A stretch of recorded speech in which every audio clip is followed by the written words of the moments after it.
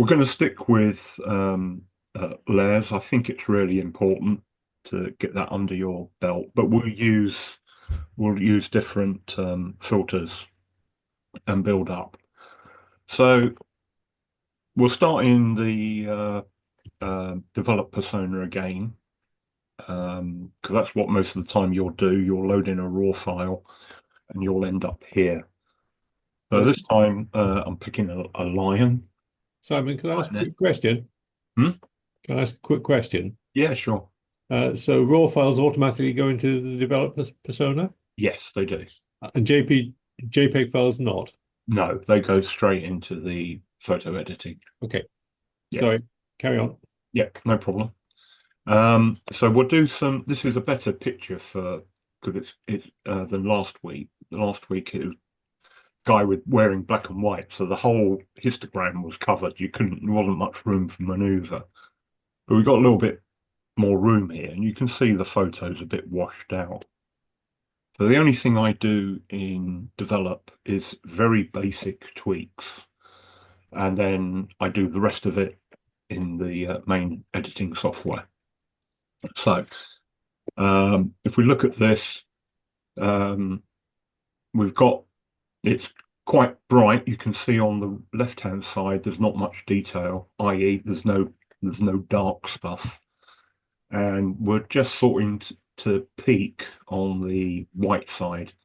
I'll turn these two buttons on here, um, just to make sure, and you can see just here that Hmm. that little bit there is saying no information. It's just pure white. So does it really matter? Probably not. And along here. So what we could do is just move the exposure down a bit, and you can see those red dots have gone. And that's what I'd normally be looking at, is making sure the photo, all the information is being displayed. So I can play with the exposure. So I'll bring that more into the middle. I can play with the black point. So I can bring the black point down. And you see what happens to the histogram. If I move the exposure, it's like the whole thing is moving backwards and forwards. Whereas if I move the black point, it's stretching it. Yeah. So it's stretching it into the black or compressing it into the white. So it's almost like the white end is anchored and you're moving the other end of the slider. And so that's the difference between using exposure and using black point. And brightness is more to do with the midtones. So when I move that around, you'll see it is moving both sides, but it's moving the middle around more than anything else. So that's what those three different things do. And I'll just hit the reset button. Okay. So let me just do what I was going to bring that down a little bit. I'll bring the black point over slightly. Brightness, I'm okay with that. Um, Probably a little bit of saturation, not much. Because I want to leave enough for myself to do in the main photo. So as long as the histogram is in a reasonable place and nothing's being clipped, that's it. I'm happy with that. And I'll hit the develop button, which I shall do now. So that's taking it through. Okay. Um, so we've got the main CRC and it's showing you a thumbnail of it. Pardon me. And what I want to do is show you a couple of other techniques. Um, so the first one um, is in painting. See all these horrible, I presume they're flies or bits of debris on his ear. And he's got some there and he's got some here, which looks a bit ugly, to be honest. So I want to get rid of those. Now, if we go to the left side menu and come down to this point here, the Inpainting tool. Well, these are the healing sort of tools, and the one we're going to do today is the Inpainting brush. So I'll click on that, and if I come up to the ear, and if I just run over, it will take those blemishes away. So what it's doing is the red is what's going to be altered, and it looks at the surrounding area and basically fills it in. Do you have to use the Alt key when you're using the Use brush? Sorry, use Use the Alt key to make the brush work. no, no, no. You always So get how do you you get the always get a red? tip down the bottom, uh, like little feedback. So drag to mark the area to be painted. So I'll control Z that, right? So all I do is with my left mouse is I just run over it and let go. Don't do anything else. But it's not a clone tool, is it? The alt key's for the clone tool. Yeah, and we'll do that one as well. But what I want to point out is we're doing this on the main photo, and I can't undo it. Well, I can at the moment, but if I go and do a load of work and then decide that wasn't the right thing to do, I can't do that. So I'm going to rewind, Control Z, and you can see here the history. It's gone back to nothing. So that's bring it forward, take it away again. So what we're going to do, we're going to use the layer. So what we've got here is we add a layer. I'll just click that button there. This one here, which is add a pixel layer. And it puts a layer on top of the image. Now what I can do, and this is the important thing, I'm still on this Inpainting brush tool, but there's an option here. I'm not doing it up here called, it's probably defaulting to current layer. And what you want is current layer and below. So what you're saying is this, when I inpaint, look at this layer, but also look at the one below it, because that's what I want to do. So in effect, I do that and it does exactly the same thing. But if I want to undo it, I can just turn that layer off. So I'll just go around here and then I'll come to his other ear and just try and inpaint those areas there. Okay, and what happens is it gets a little bit tricky here, because if I try to do it here, it sort of like took a little bit of the ear off. It's probably actually okay, but it does look a little bit cut off. But let me leave that for the moment. So if I turn the photo off, you can see that it's doing this Inpainting on this pixel layer here. So I'm going to rename that to Inpaint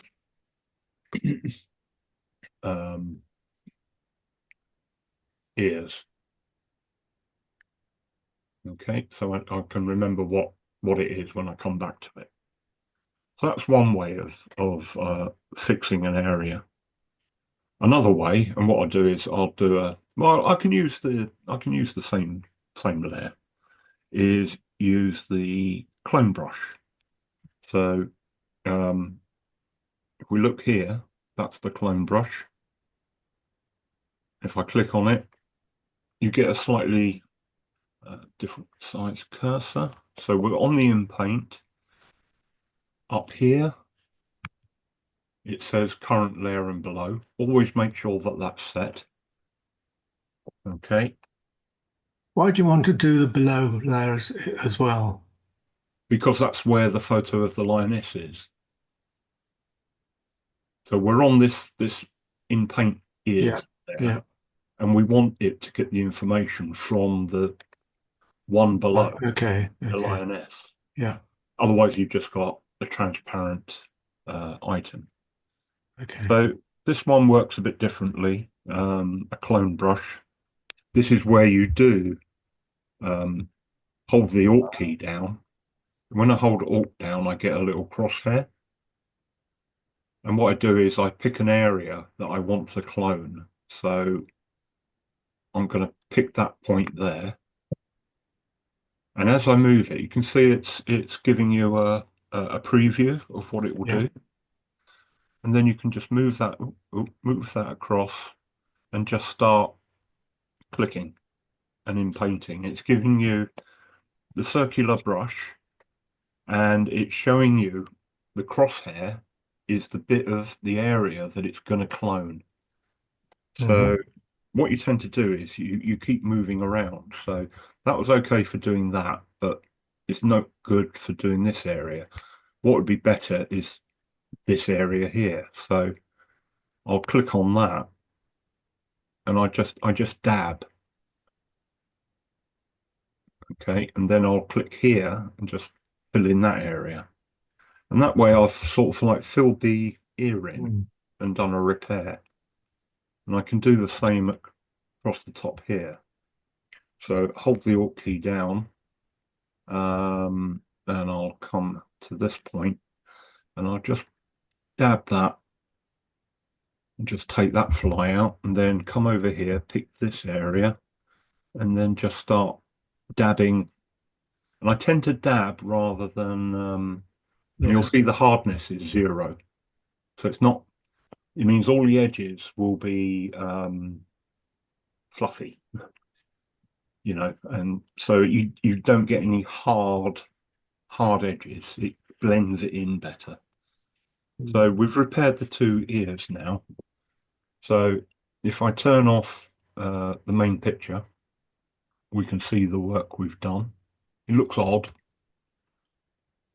And if I turn that on and then turn the in-paint ears off, there's the original photo underneath. Okay. So if I come back, if I do a load of work and then I come back to it tomorrow and I go, I don't quite like the way I did that. I could have done it better. I could just either just turn it off and try again, do another pixel there, or I could use a paintbrush and remove everything from that, or just create another one and give it another go.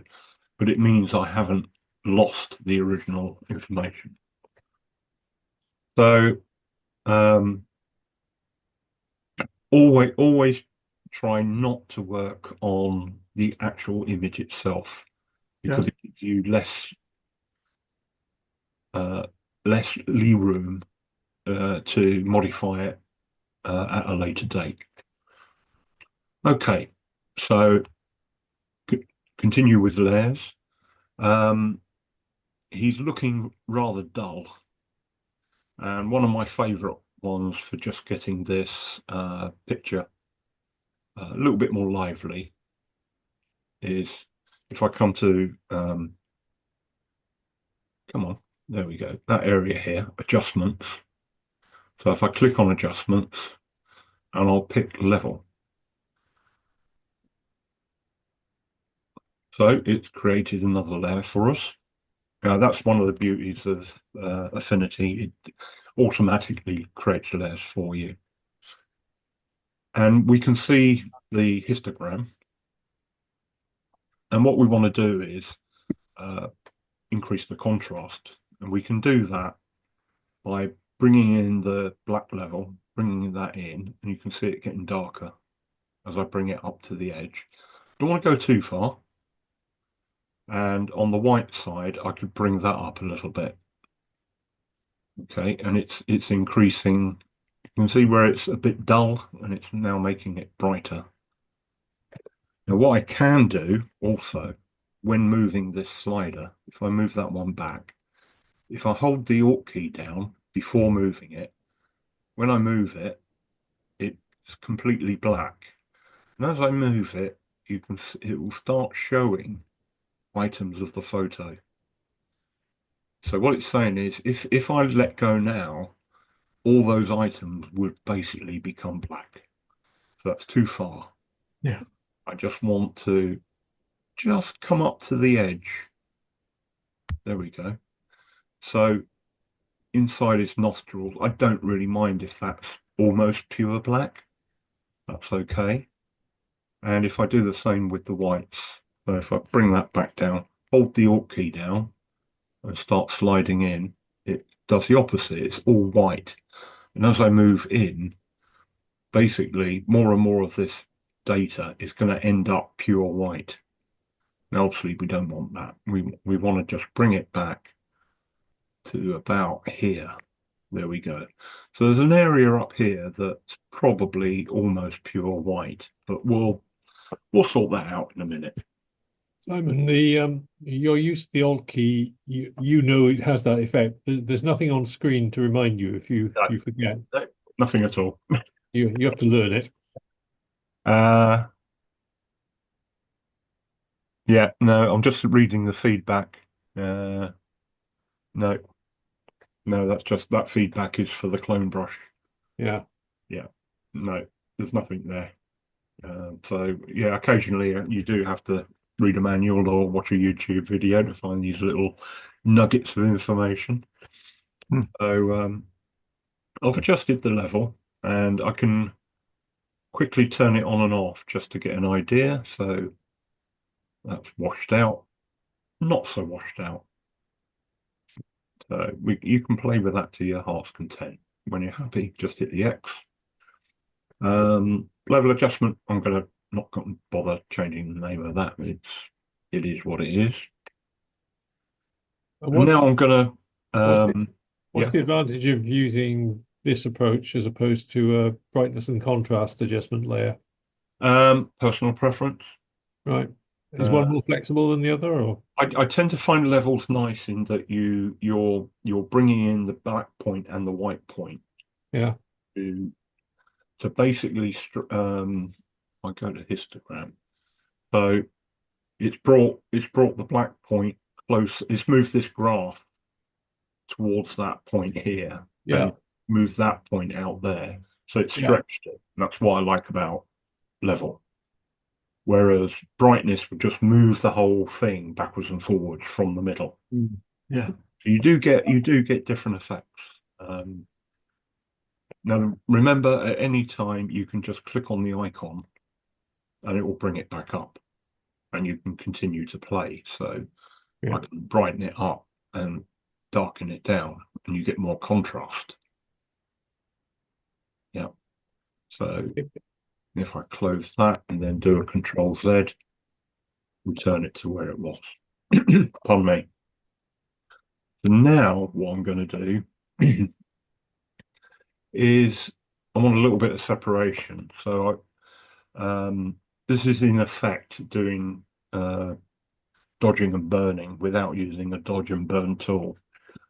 But I find myself, it gives me more control.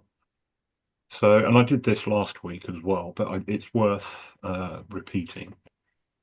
So I'm going to come in here to adjustments and I'm going to pick brightness and contrast. And for this, I'm thinking the background, I want it to be darker. Okay. So I'm going to drop that down and I'm not looking at the lion or lioness. I'm looking at the background thinking, okay, how dark do I want it to be? I'd say about there. Okay. And just take that away. Now I've got two choices. I can either use the paintbrush to take away the darkness on the lion, or I can invert this layer and then paint the darkness back in. I can do it both ways. So I'm just going to leave it. I'm going to paint the lioness back up. So if I go to colors here, if I pick my paintbrush and I want a fairly big paintbrush and I want the hardness to be 0, I'll drop the flow down a little bit. What effect does flow have? Best way to think of it is if I had 100% flow and did that, okay? Yeah. If I did 50% flow to get the same effect, I'd have to go over it twice. Okay. Yeah. Yeah, that's probably the easiest way to think of it. So I tend to, it's very hard to explain compared to opacity because they both have very similar effects. So the lioness here. Now I can remove that darkening. So this I do want to rename because this is to darken background.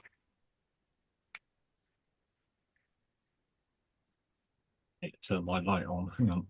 There we go. That's better.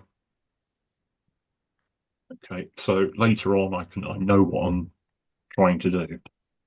So what I can do is I can just come in here and just brush the lioness back in. And you don't have to be too harsh about it either. So I can just come in here.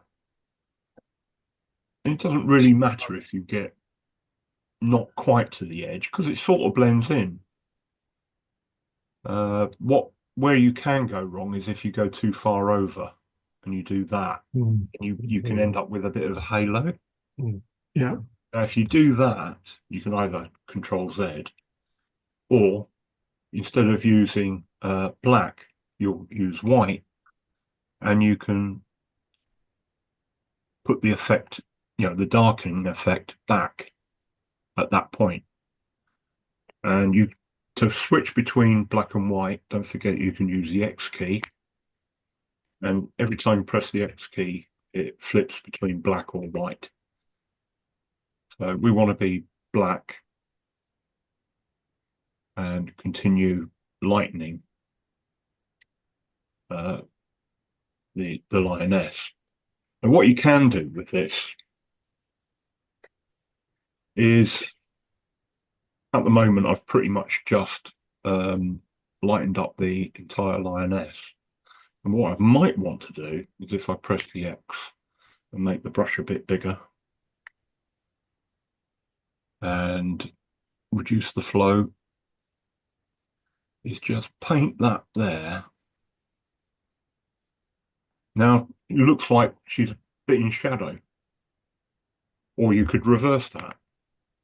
You could do it this side and bring this into more shadow. So you can use this dodging and burning technique to add light to your subject. Modeling. Yeah.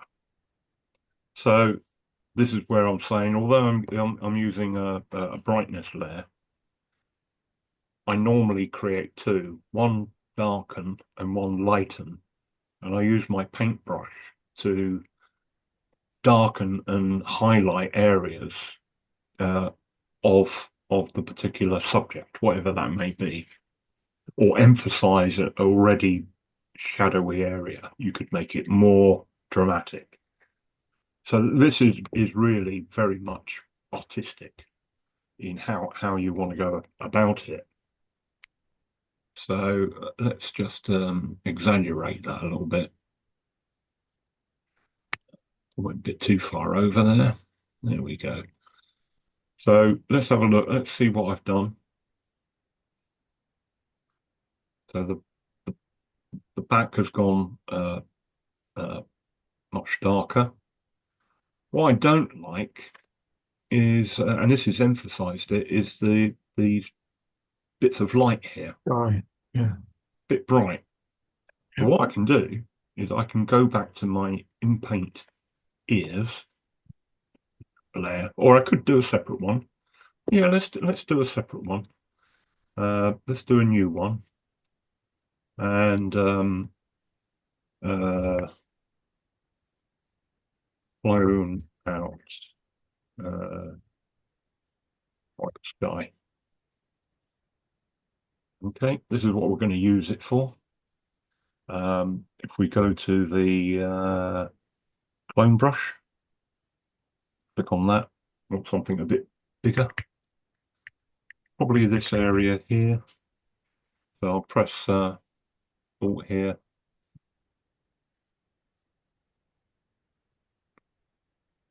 Come in. There we go. Right, and I can start. No, come down a little bit. And start filling in that area. Be careful you don't get the top of the line. And we can just start painting that in. Then come from the other side. You don't. Oh, think. Nope. I think that one was very good. There we go. Get rid of that. Hang on. Pick this area here and start bringing it in. There we go. And then come over here to the other side and start bringing that in. Keep reselecting so that you're not getting too much of a pattern. You could even come over to here and bring some of that in from over here as a slightly different color. Yeah. Okay. Nope, too far. Control Z, got a bit of veneer there. Let's pick even further over. That's probably no. Let's pick down here. That's better. Yeah. So you can go around your image and just pick areas that you think will help fill in. Okay. So over here, we don't want. There we go. Bit there. Okay. So we're basically tidying this up. Come back over here. Clicking there. There we go.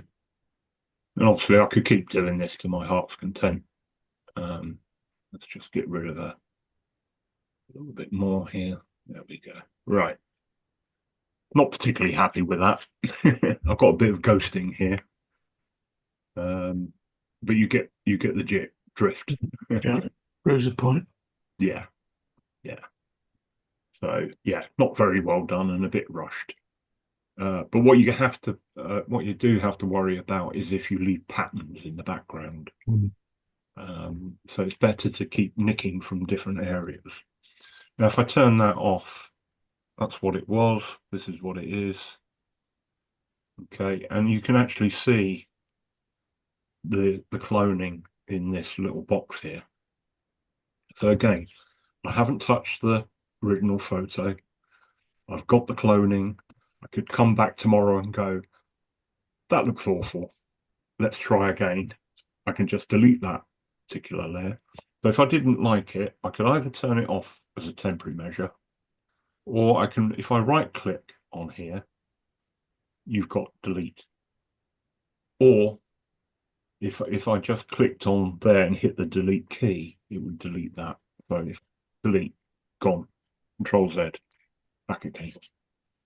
Okay. Right, so we're building up these various layers here. So clone out the bright sky, sort of works. Could do better. And what I want to do now is probably emphasize the eyes a little bit. So in this case, I want to brighten them. So I'll come in here and say, okay, let's brighten. And let's zoom up a little bit. Yeah. And that's probably enough. Okay. But obviously, I don't want to paint out everything apart from the eyes. So I do Control I, and it will turn that layer all black. So nothing's visible. If you want to use the menu, you can do Layer Invert, which is Control I. So in essence, where these ones start off white, this one, when I start painting, will start off black, and I'll get a smaller brush and I'll just start. You see what I mean? It's completely black because I inverted it. And what I'm doing is I'm painting in here. Turn the flow up a bit. You just show the inversion again. Yeah. Let's go back to there. So I've brightened everything. Yeah, And if I do layer invert right. or control I, does the same thing. Did you see the image here? It went from white. Yeah. Right. So now we're going to pick up a white paintbrush to paint back in. And I'll just increase the hardness. You can see that it's going to increase the brightness.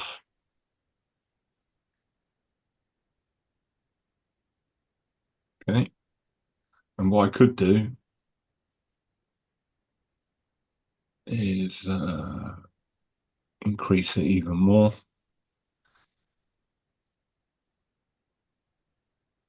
Let's contrast. No, yeah. Let's just whack it straight up. Okay. So if I turn that on and off, you can see the eyes are now a little bit more brighter. And what I could do also is do the vibrance, which is saturation and vibrance. So again, if I come up here, I could increase the color. So let's overdo it, completely overdo it. Okay. And then I'll do Control I to invert it. Gone back. It looks now like it originally did. Pick my white paintbrush and I can just paint in the additional color. So if I just turn that on and off.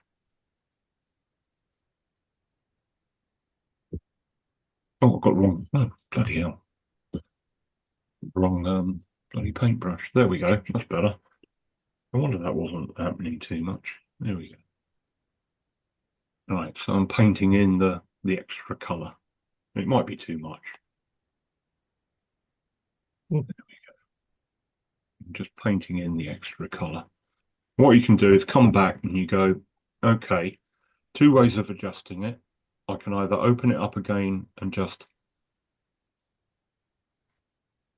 pull the saturation down to something I want, I like, is one way. And the other way is on this layer, you change the opacity. So completely turned off, completely turned on, about halfway. So I can turn the opacity up and down. But two ways of controlling the same thing. So on every layer, you can control the opacity of every single layer that you create. So if you find the effect is too much the following day, the quickest way is just grab the opacity slider and just drop it down, just to make it a little bit better. Okay, so let's see what we've done so far. So if I just bring that down a little bit so I can see what I'm doing. So if I pick the top one with the mouse, hold the shift key down and pick the bottom one without the actual lioness itself, I can turn them all off at one go and then turn them all back on again. And I can see what I've done. Is it better? Is it worse? Have I overdone it? Probably. It's a quick way of seeing what you've done.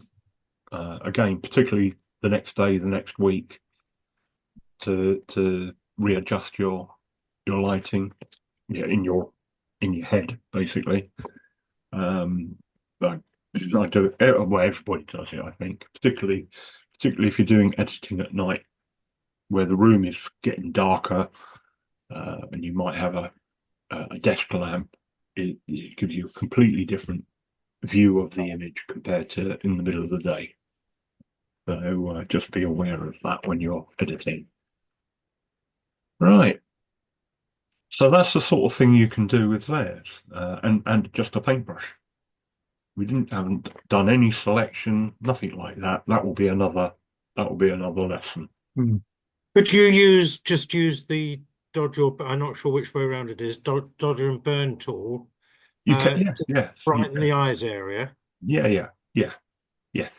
But I would do it in the same way as I did the cloning. I would create I don't even know where the dodge and burn tool is. I really don't tend to use it, but it's here somewhere. But you'd put it on another layer. Yeah, paint mix. It shows you how much I've Yeah. used.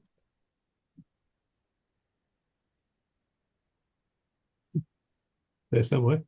I can't find it. It just came up Is it? somewhere there. Oh, There you go. dodge brush. Yeah, there we go. Okay.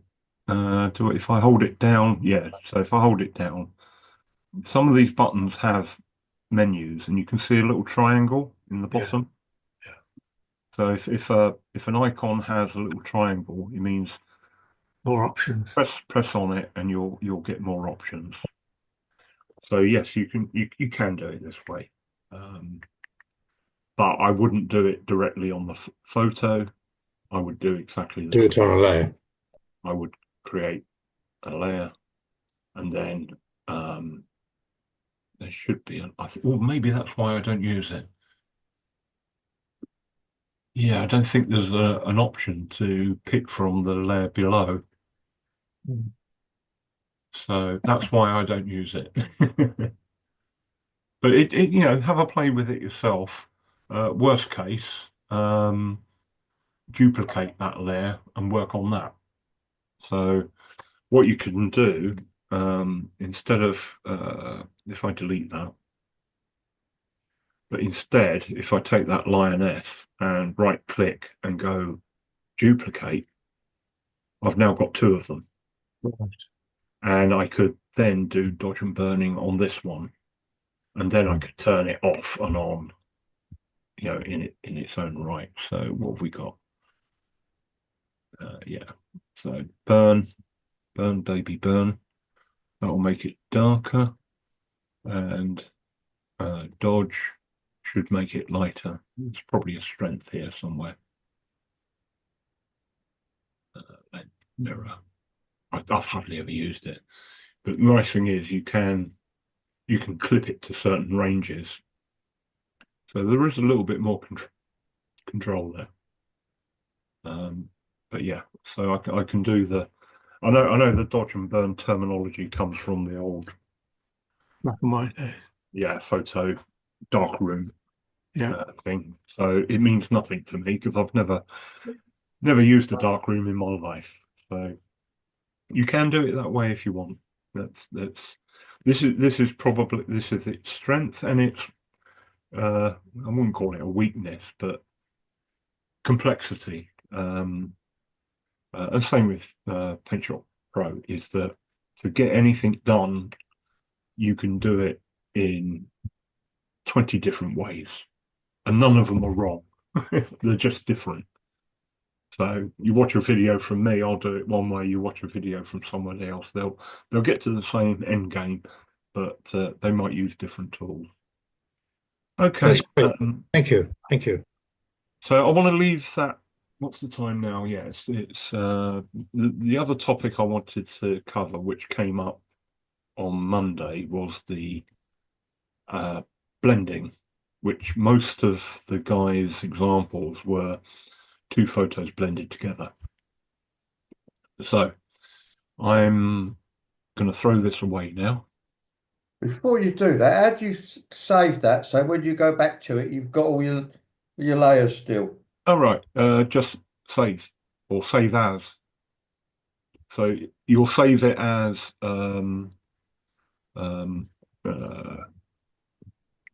try one. Okay, and we'll save that. And that's saving this document, the whole editing process. Right. So if I do, it should be close all. And if I open it, so you've got open recent, there's try one, open it, and there's your Okay, thank you. history. Or all your, yeah, history's the wrong word. There's all the layers you created, and then you can go and turn them on and off and continue work. There's a lot of photos you don't do in one evening. You know, it takes maybe a couple of evenings, or Yeah. leave it for a week, come back to it. That's what you When do. you when you're happy with it and Yeah. you actually want to submit that as a do You export it. you export it so Yeah. so that it File, export, which is there. and then it won't have all the steps on it, No, it'll be a flat JPEG. So right? you have a JPEG here, and Oh, you'll I see. you'll have a Yes, that makes size. It will give you an estimated file size. Now this is I don't know what I shot this with. I think there's a 32, probably a 32 megapixel camera. So it's quite big. It's 14 megabytes. Normally the club says JPEG shouldn't be more than 5, I think. So we did this last week, but I'll go over it again. There's two ways of reducing this. Obviously, reducing it, you're only interested in that from a PDI competition point of view, where it's going to be projected. And I think the projection, I'd have to check, but I think it projects at 2048. So if I take the size there and put 2048 in that option, just hit enter.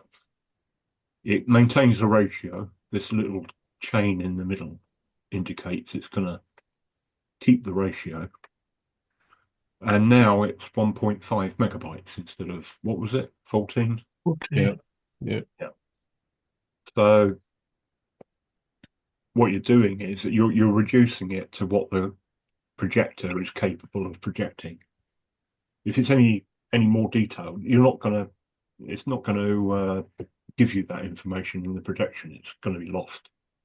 So you might as well reduce the size of the image. Now, if you're going to print that, I wouldn't reduce that. I'd keep it at the original scale and send the big. Yeah, I use SimLabs to print, so I keep it 100%. You know, whatever it is, and just to make sure I get the most detail when I'm printing. Obviously, there is still limitations on printing because each print dot is limited, you know, DPI. So you normally want to make sure that you're not going to drop below 300 DPI when you're creating your. Can you specify the color space? You You're can, saving. yeah, it's down here, ICC profile. So if you come to the bottom, you've got sRGB, yeah. one you should probably pick. Great. I said I did last week. I think you can, in the file, you know, in the preferences, I think you can set that as a default so that you don't have to keep setting it every time. Yeah, sure. And then what you do is you'd export it. So, and I quite often you can still see that screen, presumably, because it's part of that window. For a particular session, let me go to my pictures. So if I pick something,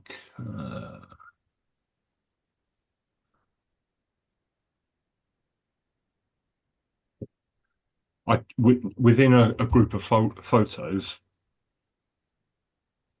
I generally have subfolders for a photo files, what we're saving here, the JPEGs, and for a given image, I might have one or two different JPEGs because I Yeah. can play with it and have different sizes and Right.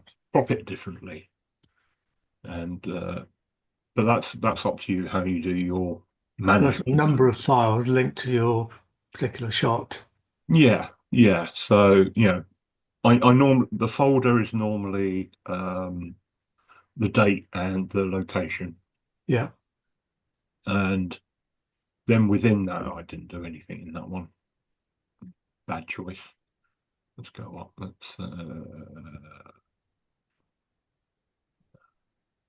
Yeah, Bushy Park. There we go.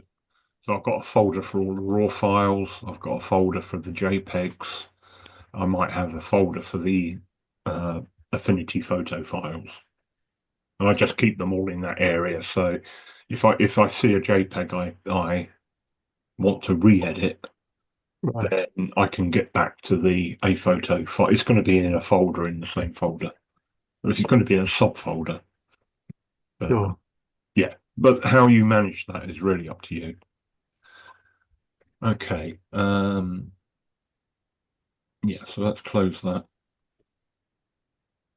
And what I've got is wildflower. Now, when I took this, I used a big diffused cover over a flash, and then basically shot into the flash, into the diffuse light, which gave it a completely white background. Yeah. So it's a bit like using a light box, Mm. but it's quite a big uh, hood for the flash. And I used quite, yeah, it had a nice diffused cover on it, which is nice, nice gentle tones. But as you saw last night, uh, what you can do is add a background. So I've got one here called uh, yeah, Baltic Sands. And what I'll do is I'll just drag it in and just drop it. And that's completely covered the image. Now what I'll do is it's actually bigger. Because you can see here it's got like dark edges. So if I just move that in, boom, boom, boom, just move that there. And it's a different shape, so I just need to bring that edge in. So now that matches um, the same dimensions as the photo underneath. Yeah. Now what we want to do is we want that to blend with um, the picture of the flowers. And that's what this area here does. So right next to opacity is a little menu. And if I go down, it's giving you, let me zoom up Okay. a bit, it's giving you different blend modes. Yeah. So, and I think you even said it last night, you could learn all the various different ones here, but the simplest way, particularly starting out, is just literally just scroll down and find one you like. Hmm. Multiply is usually pretty good. Color burn, no good. Linear burn, yeah, it looks a bit dark. Could probably change that. Dark color, lighten. So we'll probably want a darken. You'll see that it's got lines between them. So these are all ones which basically, oh, come back. Um, these are all the ones which will darken. These are all the ones which will Oh, lighten. right. Yeah. And then these ones are all sorts of overlays, hard light, Mm. vivid light, linear light, pin light, and then yeah, you get differences. So this is getting a bit weird. This is almost like Huh. X-ray type stuff. But you might like that. You go, oh, you know. Yeah, exactly. Um, and then you get into hues and saturations, and then you get into what I like to call weird shit. I don't think I've ever used any of these, but basically have a play. I Yeah. quite like was it darken? No, multiply. I think that was probably the best. So there we go. We've made it look oldie worldy, and obviously it depends what your Flower pressing. yeah, yeah. That wasn't actually pressed, but No, no, no, no. it could be. But what, of course, you can do is you can do different things. So the opacity, we could bring the opacity down a bit, Yeah, so it's not quite so harsh. yeah. One way of doing it. Another way of doing it, you've got a little cog here at the side. And if I click it, you've got blend options. Right. And this is probably I'm probably overcooking it here for the first time you've seen this. But if you think of that as black and that as white, we can pull down, see it changing. Yeah. Oh, interesting. You can see it, move it across Gosh. and moving it up. So you can be very controlled about it. You've got linear there. Affecting the whole image. Yeah. And it's a bit like curves. Yeah. You can adjust it and get Right. exactly what you want and have a little play with that. So that's the source layer, that's the top layer, and then the underlying composition range. You can see. play around with that too. Maybe. Yeah. Where I missed where that you got that from. Hmm? I missed where you got that little A little icon, a little right. cog. Right. Thank you. It's called blend options on that little cog. But yeah, and basically that whole area. So basically, it will blend the current layer with the one below. That's what it's doing, and you get the different effects. So have a little play with that. I thought I'd just show that because of Monday night, really, more than anything. Yeah. I wouldn't have normally jumped in at this stage, to be honest. But I guess if you just stick to let's blend these two and just pick one, I can get something I like. And the person who uses it quite a bit is Lou. Really? His some of his elephants and rhinos. He's using backgrounds and blending them to give like a darker, Textures. moodier effect. Yeah. So Is that so you can't see that it was taken in the zoo? yes, right, exactly. That's where all my wildlife's taken. So yeah, that lioness we were doing, that's Whipsnade. yeah, Whipsnade. Mm. So no, you can do some real nice stuff. Right, I think that's probably enough for one evening. Any final questions? That's very good. No, thank you, Simon. Thank you for your time. No problem.